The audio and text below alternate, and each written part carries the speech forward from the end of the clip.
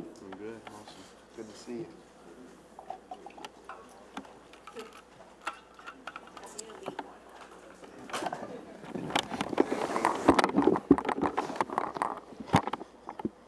Yeah, there's a lot that oh, right here. Oh.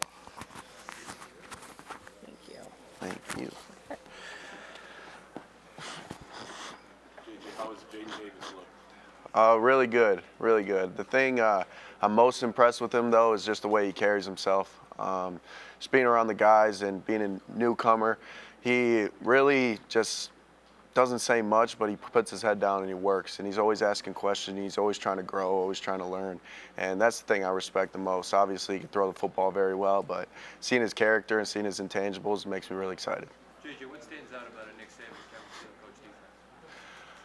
Extremely well coached. You know, he's been coaching that system for a long time, and you could tell that it's dialed to a T. You know, polished out all the imperfections of it on a week-to-week basis, and always, you know, adapting and overcoming the mistakes they made from the previous weeks. And just having the talent and, you know, the athleticism to go along with that makes them a very dangerous defense. In a game like this, what's the balance between kind of you're going up against a really good secondary? You know, maybe it varies from some of the teams you see earlier in the season. So what's the balance between kind of keeping things, you know, in check or just kind of letting You know, it's going to be one of those games where we're kind of have to feel it out, you know, the entire game. It's going to be like a boxing match. They're going to come out hard, we're going to come out hard, and then we're going to figure things out as we go. But it's going to have to be a balance where running the football and passing the football, because it's tremendous defense and, you know, just one of the top teams overall in the country. So just being able to feel them out and adapting is going to be crucial.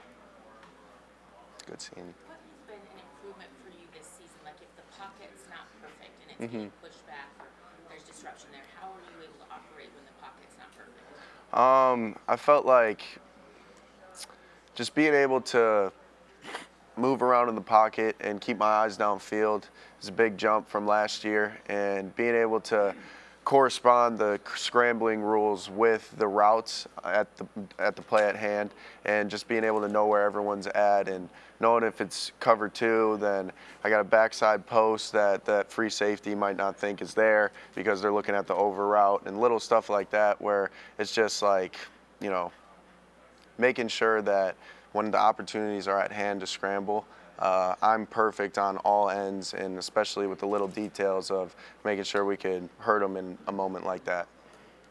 J.J., where did meditation routine start at, and who did you get that from? It was actually self-taught. I started in my senior year of high school. I was going through a depression, and just doing everything I can to, you know, get better. That's kind of like my motto for my entire life, and that was one of the things where I just went straight to Google and started searching, you know, practices to do to help improve your mental health, and meditation was one that popped up tremendously, and I just started, you know, putting it into practice and feeling the benefits, and things started to get dramatically better, and I just never stopped since.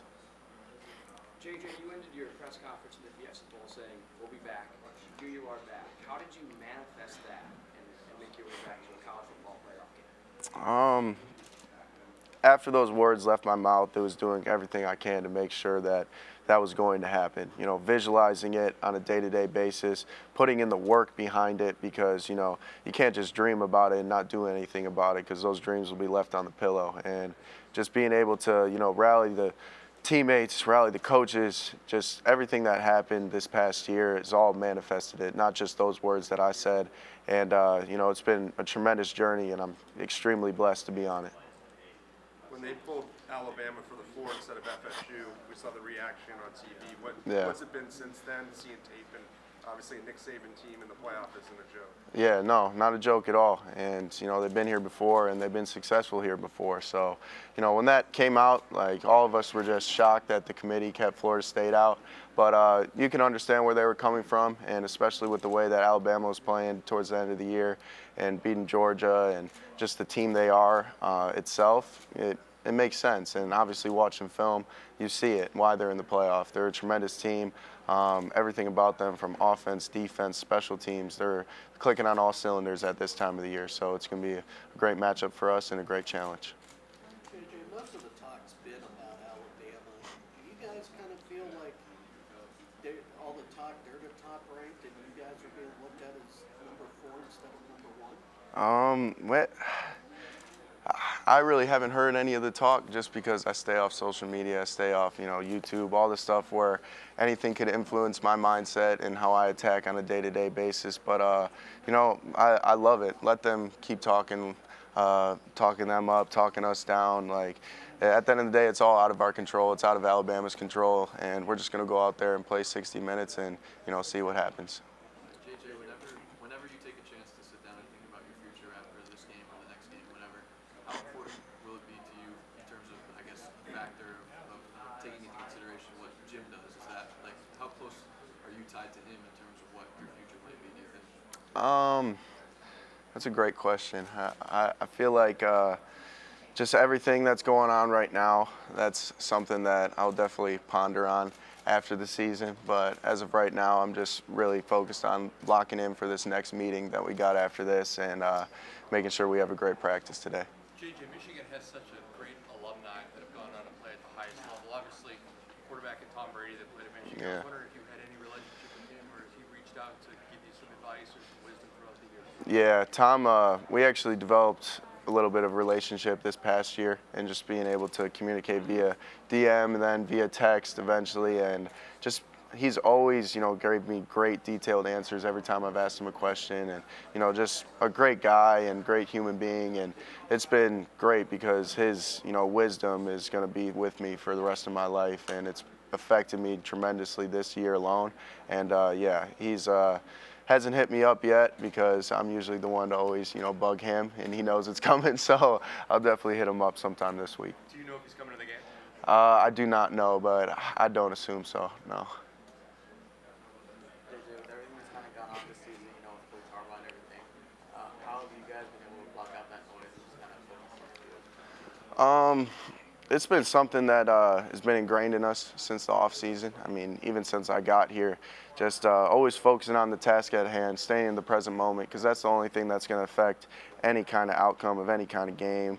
And just being able to, lock in to the details and making sure that, all the outside noise is just outside noise, and keeping it as that. And, I think we've done a tremendous job of it, but we got to continue to do that and not, smell the roses, pun intended, and just focus on the task at hand. How has your relationship with Roman developed over the year? How have you guys developed over the year? Considering this might be your last ride, how much would a win mean to both of you? The relationship has always been great. He's, island boy, and I just feel like I meshed well with just his personality, and, it's been great this past year, just, building that relationship off the field, and we've hung out a lot more. And it would mean the world, just to not only myself and him, but to our entire team and the entire state of Michigan and all the, fans that have been cheering us on this entire year. So it's one of those games where we're going to leave it all out there and give it everything we got. J.J., I know you're playing the Alabama defense, but Jalen Milroe's rise from being a starter to being benched to coming back and leading Alabama to the Rose Bowl. Do you have any relationship with him, or is there anything you've admired from afar about his game and his story? I don't have a relationship with him, but I wish I did. Just like you said, his story just this past year alone has been, a Cinderella story. And just everything about his game I really admire. Just his athleticism, his arm power, his, shiftiness, his finesse, his ability to understand the defense and, react on the fly. Just everything about him makes him, a top day one, day two guy, and I just, can't wait to see him against our defense and, on the field. But yeah, there's so many things I admire about him, and I think he's a phenomenal quarterback.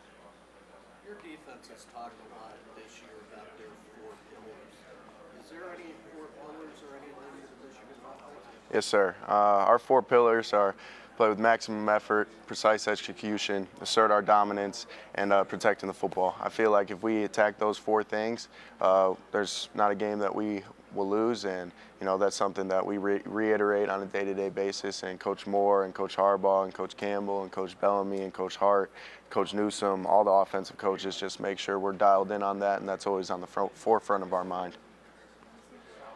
J.J., given Coach Harbaugh's history playing the position, are there any small nuances or specific intricacies that he relates to you guys that you haven't really heard anywhere else and that has really grown in you? For sure, yeah.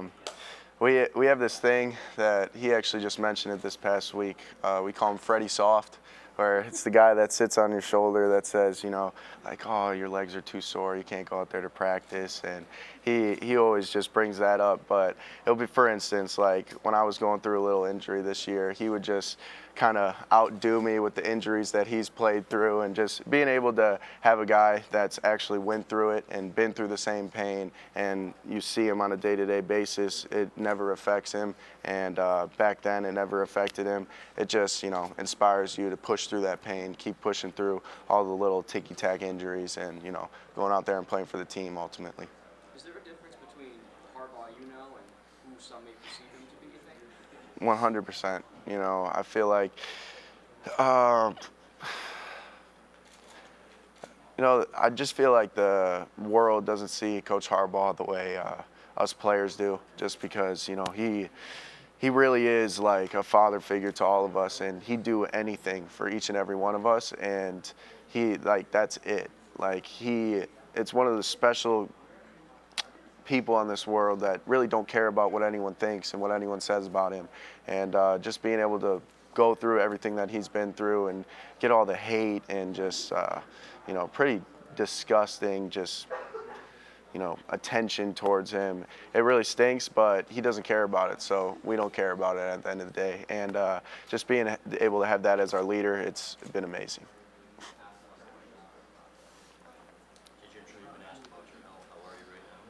100%. I'd say 110% actually, yeah. How much did that last month help with you and the guys up front? Tremendously, yeah. Drake was going through a little something, Keegs was going through a little something. I mean, everybody was kind of going through a little something, so being able to get that time to just rest and let our bodies, take its natural course, it's been tremendous. Need it for this game too. How's the preparation for this CFP semifinal maybe been different from the last two? What have you guys learned from those trips? I felt like the last 2 years, I mentioned this previously, it was paralysis by overanalysis. We were just kind of going over things a little bit too much and then second guessing ourselves and, taking things out that, our defense or our scout team have seen a million times and it didn't work the 1,000,000 times. So we're like, oh, I don't know. And just being able to not go at it on a day-to-day basis with full pads every single day like we have kind of in the past. And it's been tremendous for our bodies, tremendous for our minds. And, we'll see if it pays off this Monday. J.J., when you started studying Alabama's defense ahead of this game, were there any similarities from when you prepared 2 years ago for Georgia's defense? Was there any carryover there? Yeah, similar, very similar. Just, athletic freaks all over the board, very well coached, adapting well to in-game scenarios and in-game situations. And, just a lot of, draft picks on the other side of the ball that are going to make their plays. They're going to be in the right spot at the right time, and it's just going to come down to a game of inches and a game of, details that are going to ultimately, decide the game. Do you remember what was going through your mind when you were thrown out there in the second half of that game in 21? Say that again? Do you remember what was going through your mind when you were thrown out there in the second half of that game in 21? Yeah, just focusing on the play at hand. Yeah, because as a freshman, your mind's spinning with just this thick of a playbook that you got to memorize and execute. And that was really it. Obviously, once the play starts, you're like, wow, these guys are really fast, really big, and they hit really hard. But just keeping things simple, just focusing on the play at hand. From an offensive standpoint, why is this offense better equipped to handle an SEC defense than, say, it was 2 years ago? I would say just the maturity of everyone, from Coach Moore to Coach Campbell down. I feel like just the experience of being in these games has helped tremendously, and just being able to adapt all year, whether we were playing Penn State and we had to run the ball, and that was the attack strategy. And then Ohio State, where we had a different attack strategy, and adapting throughout the games. I feel like that's been a tremendous tool that we've developed over the years, and it's going to pay out huge this game. 5-minute warning. Michigan's time will end in 5 Yeah. minutes. How do you feel this offense has become more balanced, I guess, over the course of the year? I would say, the term balance, everyone thinks like 50-50, run the ball, pass the ball every single game. I feel like balance for us is, okay, we are really good at running the ball, we're really good at passing the ball. What do we need to do to win? And, we're going to do that. And obviously, you'd like it to be 50-50 every single game, but it really doesn't turn out that way most of the time. So, yeah, I just feel like, we'll adapt and be as balanced as we can. JJ, there's a narrative, rather than be true or false, I'll let you answer, that Michigan's offense kind of conservative, that you can do more than they ask of you physically. Do you agree with that, or is that a mischaracterization? I mean, at the end of the day, I'm always going to do what is asked of me and not question anybody, not complain, because at the end of the day, if we're winning football games, that's all that matters, and that's all I care about.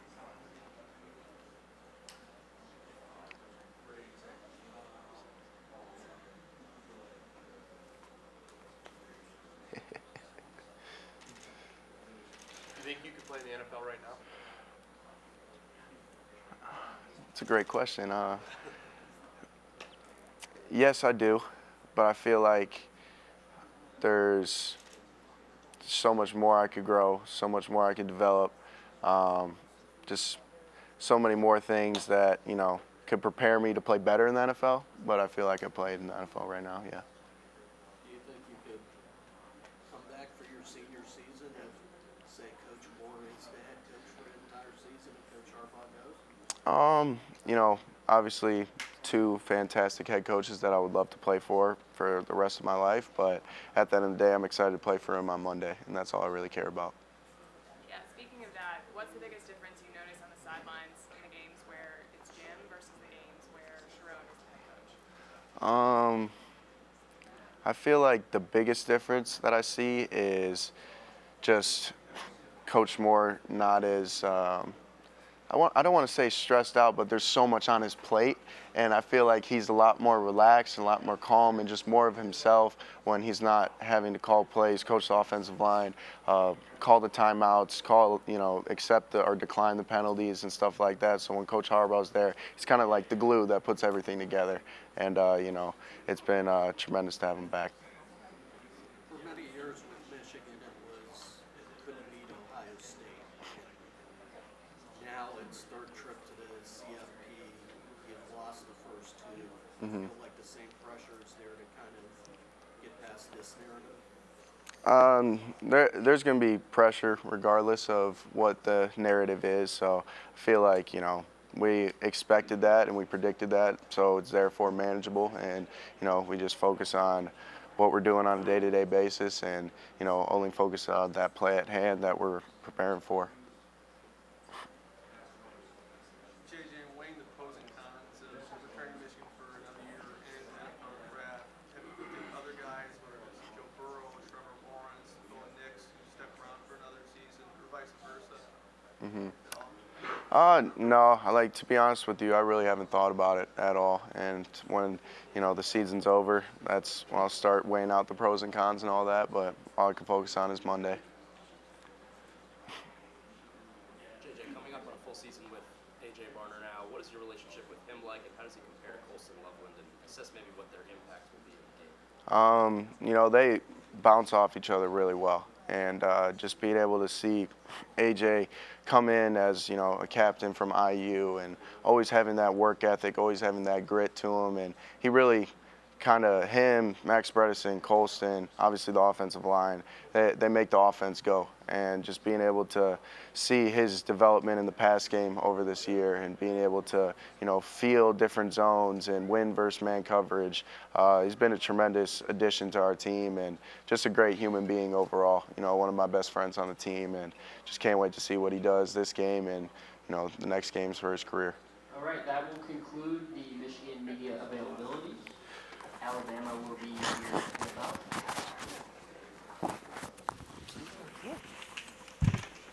Thank you, guys. Have a great rest of your day.